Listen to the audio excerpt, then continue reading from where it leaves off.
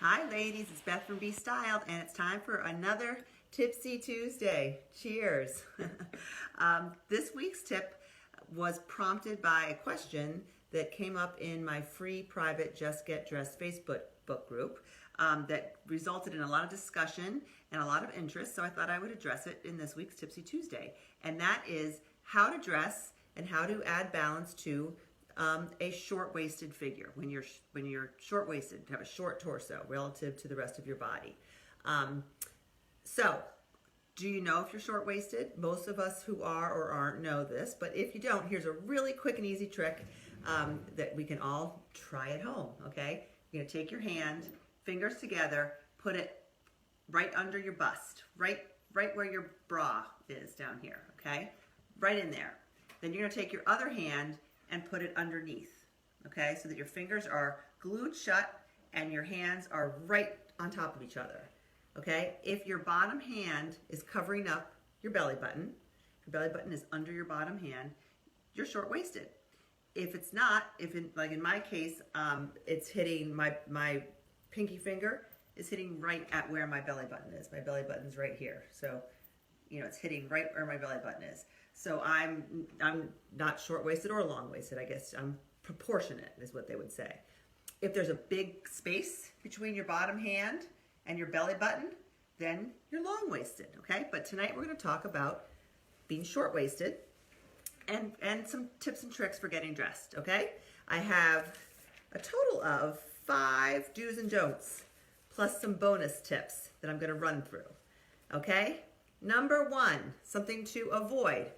Boat neck tops. A boat neck top puts a horizontal line right across your shoulders. So it's going to visually shorten the distance between your neck and your waist. Your goal is to visually elongate that area. So boat necks are gonna visually shorten it. So avoid boat necks, okay? Instead, you're going to go for V-necks. V-necks, button up shirts that create a V-neck. You know, when the buttons are open, there's a horizontal line when you have a button-up shirt or a V-neck. You're creating that. I'm sorry, a vertical line. Vertical lines are elongating. So a vertical line or button-up shirts are a do, okay? They are elongating. Boat necks are a don't. Horizontal cuts you off, okay? Cuts off that area. That's number 1. Number 2, don't crop jackets, crop shirts, crop jackets that end right at your waist. That is going to, again, put a horizontal line right across your waist, cut you off there. The opposite of what you want to do. That is going to exaggerate a short torso. Instead, you want tops and jackets to end at what I call the magical hip bone zone, which if you feel in your hip for your bone, right there, the hip bone, feel where that is. The magical hip bone zone is from that bone down about 2 or 3 inches. That area is where you want your jackets to end and your tops to end. Now, if you have a shorter jacket that you love, that you want to wear, you can still wear it. Just wear it over a top that is longer, that goes down to that hip bone zone area, or even maybe it could be even a little bit longer, but not too long. Okay, but adding some length to your torso through your jackets and your tops is going to elongate your shorter torso, okay? So a crop jacket or crop top is going to exaggerate it. So those are don'ts. Number 3, you are going to avoid high contrast colors between your top and your bottom. Again, because, you know, like what would be a good example? High contrast. So even like a dark top with maybe blush bottoms, that's a high contrast. The light pants, the dark bottoms, that's a high contrast. That's going to cut your body in half, cut your torso in half, and exaggerate that. Instead, look for either low contrast between your top and your bottom, or monochromatic top and bottom, where the colors are the same or in the same family, is fantastic. Now, that doesn't mean you have to wear all the same color all the time, but you know, when I talk about the column of color where you're wearing, I mean, I'm doing it right now. I have a black sweater and black, I changed into my joggers, but black pants, that creates a column of color which is elongated, which elongates your torso, elongates your entire body. So anyone can employ the column of color trick. But when you're short-waisted, wearing monochromatic top and bottom is going to elongate your torso. Then you can have fun with color, wearing your jackets, your cardigans, your sweaters. If you want to have some contrast, do it that way. Okay. So monochromatic color, and then throwing color and pattern on with your piece on top of it is a great way of elongating your torso. You're going to avoid something that's very hard to avoid these days, and that is high-waisted pants. This is number 4. High-waisted pants are everywhere. They are very in style. Some people love them. Some people not so much. I just don't feel like they look great on me. I mean, I'm starting to get used to them.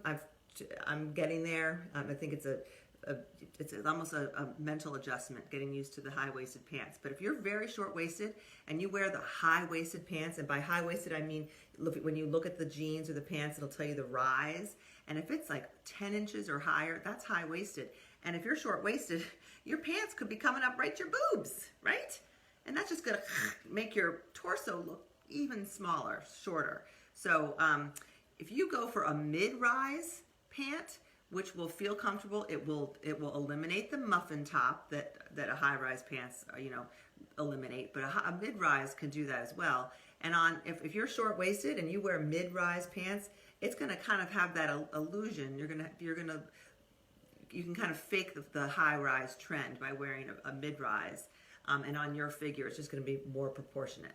And with the mid-rise, it will, you're not going to be wearing low riders like we used to wear, because those are just no good for anyone anymore. With the muffin top and all that. A mid-rise will suck in, and it will eliminate that muffin top when you're short-waisted without having to go with the high rise. Okay, so avoid high-rise pants is number 4. The best pant I think for almost everyone, and definitely for short-waisted gals, is a mid-rise ankle pant. Especially if you're petite, showing a little bit of your ankles, showing a little bit of skin down there it's fantastic. That's the best. Number 5, you all know this if you're short-waisted. Everyone says, I don't tuck in my shirt. You do want to avoid the tuck when you are short-waisted, because again, by tucking in, you're drawing a horizontal line right where you don't want to cut yourself off. So by leaving tops untucked and being mindful of that hip bone zone and having the top end in that hip bone zone at the hip bone or 2 to 3 inches below, you're going to elongate your torso. Now, what you can do though, if you want to make your legs look longer and you want to tuck a little bit, is do the magical half tuck. Even do it on the side, so that you create a diagonal hem with your shirt by doing a little bit of a half tuck, taking your blouse and just tucking in a little bit on the side and then letting it hang untucked the rest of the way, and in the back, untucked in the back.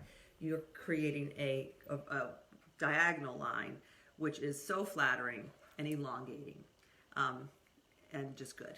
Okay, so or you can buy. There are a lot of tops out there that the hem, when left untucked, is a diagonal hem, or sometimes they have like little faux knots on the side. Those are great, where it brings up the length a little bit on one side and leaves the rest long. But you're not going to be doing the full-on half tuck with a belt. That's going to be, full-on tuck with a belt. That's going to be not a great look when you're short-waisted. That was number 5. All right, that's all of them. Now I have some bonuses. These are just going to run down. This one probably should have been the first thing I said, because I say it all the time. When you're short-waisted especially, but for all of us, you need a good bra. But if you're short-waisted, especially if you're well-endowed and short-waisted, you got to lift those girls up. Otherwise, they're going to be you're going to create that uniboob thing that we don't want. So make sure you've got the best bra that is lifting up. It is lifting them up off your torso, off your waist, okay? That's number 1. Number 2, what do I have to be number 2? Vertical stripes and seaming in your tops. Makes a lot of sense, right? Vertical is good. Vertical is elongating. So look for vertical stripes in your jackets and tops, and even the seaming. A lot of tops have, vertical or diagonal seaming. That's very flattering. Is this to say that you're never going to wear like a striped top? Of course not. Everyone can wear a striped top. You're going to want to wear thin striped tops, and then maybe wear a jacket or a cardigan over it, because you see how a cardigan or a jacket creates a vertical line. So if I was wearing a striped top or any top, the wearing a layer over it creates an up and down vertical line, which is what we're going for. Long thin scarves, same thing. A long thin scarf is another, or a scarf tied in a vertical way. It's another great trick. And these are things that all of us can do. That if you're looking to elongate yourself, and most of us are, with some exceptions. These are all great tips. Last but not least, accessorize. Think about necklaces. This necklace, by chance, is a perfect example. I'm wearing a turtleneck, so talk about not a V-neck, but this necklace creates almost the illusion of a V-neck because of the way it hangs. This is a necklace that I can tie multiple ways, but I have it tied in a way that creates that long line, vertical line. You could wear a pendant necklace to get that same look. Now, if you have a large chest, be wary of very dainty long necklaces.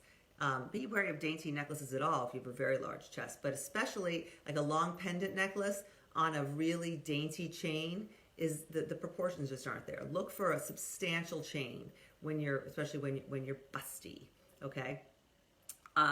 So that's what I have for you. I hope this was helpful, and I'm going to do this for multiple body types and dressing challenges, so stay tuned, but I wanted to cover this one today. So all you short-waisted gals, I hope you found this helpful. Drop questions below if you want me to clarify anything, or if you have any questions or need some visuals for what I'm talking about. I'm happy to help. You can message me or just drop the question below. But I hope that was helpful, and I'll see you next week, and have a great night. Bye.